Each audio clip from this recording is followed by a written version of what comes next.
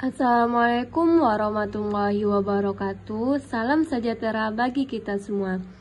Yang terhormat dosen pengampu botani farmasi, Bapak Apoteker Hayul Fadli Magister Sains. Di sini kami akan membahas tentang jaringan pembuluh. Baiklah, kami dari kelompok 12 izin memperkenalkan diri. Perkenalkan, nama saya Siti Rahma dengan NIM 2201233 dan rekan saya Rinda dari Yudini dengan NIM 2201226. Nah, selanjutnya pengertian dari jaringan pembuluh. Apa itu jaringan pembuluh? Jaringan tumbuhan yang berperan sebagai pengangkutan air serta garam-garam tanah melalui proses fotosintesis yang terdapat pada Petrodophyta dan Spermatophyta. Fungsi utamanya ialah sebagai saluran utama transportasi pada zat hara. Jaringan pembuluh terbagi menjadi dua, yaitu xilem dan floem. Nah, untuk pemahaman lebih lanjut, yuk simak video kami. Nah, yang pertama itu xilem. Apa fungsi xilem? Xilem berfungsi sebagai pengangkutan air serta zat-zat yang terlarut di dalamnya. Nah, xilem ini mempunyai komponen-komponen dalam penyusunannya. Komponen-komponen penyusun xilem adalah sebagai berikut. Yang pertama itu unsur trakeal. Unsur trakeal adalah bagian yang terdiri dari atas sel-sel yang memanjang, tidak mengandung protoplasma, dinding sel yang berlignit, dan memiliki nokta-nokta. Apa itu nokta? Nokta adalah bagian dari dinding sel yang tidak ikut menebal, yang berfungsi sebagai tempat lewatnya zat dari sel ke sel. Unsur trakeal ini terdiri dari dua macam, yaitu trakea dan trakeid. Yang pertama itu trakea. Trakea adalah merupakan deretan sel yang tersusun memanjang dengan ujung yang berlubang dan saling bersambungan pada bagian ujung dan pangkalnya. Bagian trakeal yang berlubang tersebut disebut dengan lempeng perforasi. Nah, lempeng perforasi ini terbagi menjadi tiga macam. Yang pertama, tipe sederhana, yaitu tipe perforasi yang hanya memiliki satu lubang. Tipe ini memenuhi seluruh dinding ujung sel. Tipe yang kedua adalah tipe scalariform, yaitu tipe perforasi yang memiliki lubang pipih dan sejajar dengan lempeng, sehingga tipe ini disebut dengan tipe seperti tangga. Nah, yang terakhir adalah tipe mata jala, yaitu tipe perforasi dengan lubang yang tersusun seperti jala. Nah, tadi ada dua, ada trakea dan trakeit. Selanjutnya itu trakeit. Apa itu trakeit? Trakeit adalah merupakan sel panjang dengan ujung yang runcing tanpa lubang.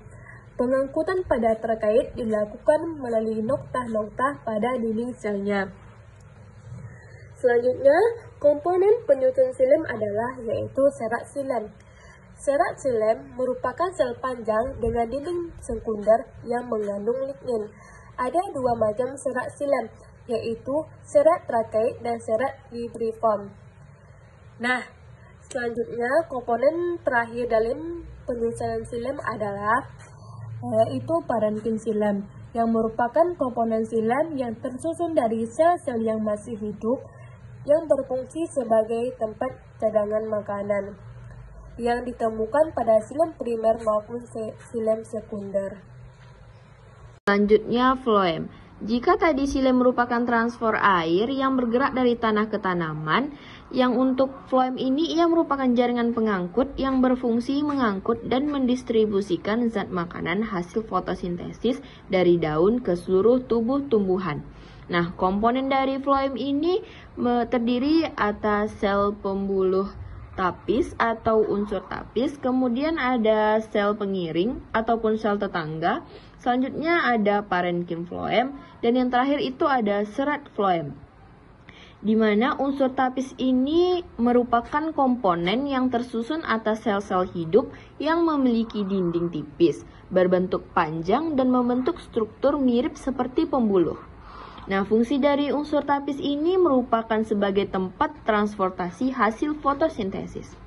Selanjutnya ada sel pengiring atau sel tetangga, yang merupakan sel hidup yang selalu berada di dekat pembuluh tapis. Nah, strukturnya ini mirip seperti parenkim yang memiliki nukleus, plastida, dan plasmodesmata. Plasmodesmata ini merupakan saluran terbuka pada dinding sel tumbuhan yang akan menembus ke pembuluh tapis.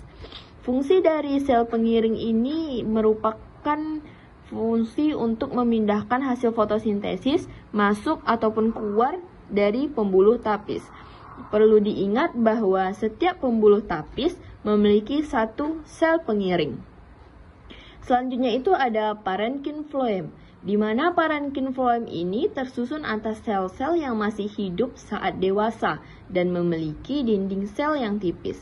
Nah, untuk fungsi dari parenchyma phloem ini ia untuk menyimpan cadangan makanan dan juga membantu penghantar fotosintesis ke unsur tapis. Fungsi lain dari parenchyma phloem ini ia juga memberikan kekuatan mekanik pada tumbuhan serta berkembang menjadi kambium gabus. Untuk yang terakhir itu ada serat phloem, di mana serat phloem ini tersusun atas sel-sel yang akan mati ketika dewasa. Pada dasarnya, serat phloem ini merupakan sklerenkim yang terdapat di sekitar jaringan pengangkut. Nah, yang terakhir itu ada tipe-tipe jaringan pengangkut. Bisa rekan-rekan semua lihat pada gambar yang telah kami tampilkan.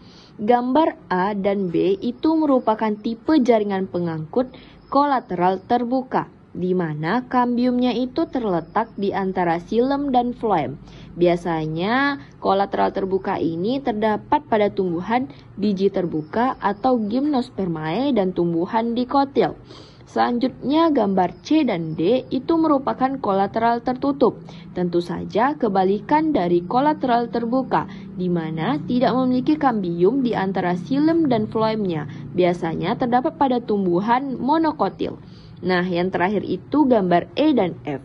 Itu merupakan tipe jaringan pengangkut bikolateral terbuka, di mana ia memiliki phloem luar, phloem dalam, xilem, kambium luar, dan kambium dalam. Nah, urutan posisi dari luar ke dalam ialah yang pertama itu ada phloem luar, selanjutnya kambium luar, dan tengah-tengah itu ada xilem, kemudian ada kambium dalam, dan yang terakhir itu phloem dalam. Biasanya bikolateral terbuka ini terdapat pada tumbuhan famili Solanaceae atau terong-terongan. Nah, itulah tadi pemaparan materi dari kelompok kami. Semoga dapat bermanfaat bagi rekan-rekan semua. Lebih dan kurang kami mohon maaf. Wassalamualaikum warahmatullahi wabarakatuh.